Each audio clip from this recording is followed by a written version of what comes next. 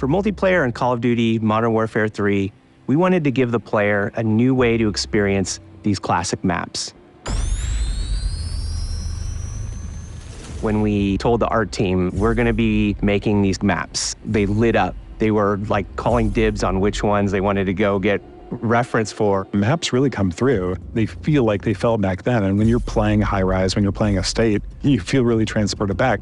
We questioned a lot of what was good about the movement of older games, what was good about the gunplay of older games, and the same with the newer games.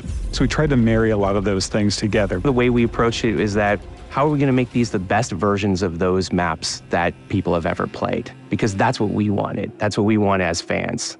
There are places where the metrics of the level are adjusted to fit more modern gameplay, but for the most part, it's going to feel incredibly similar. The biggest changes are really in a fidelity sense. Places like Afghan, where it might have been difficult to see somebody in some of the circumstances, we have new tools to make that both look better, but also read better so that your target acquisition is improved. Favela is a map where it really pushed our opportunities to explore what you couldn't do in the old one and what you can do now.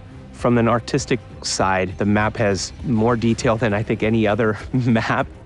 In High Rise, it's fun to explore and jump on the scaffolding and mantle to places that you weren't able to actually grab or reach before. Now you can get there. When it was a question of whether it should be like the original or whether it should be more modern in terms of the metrics, we went with the original.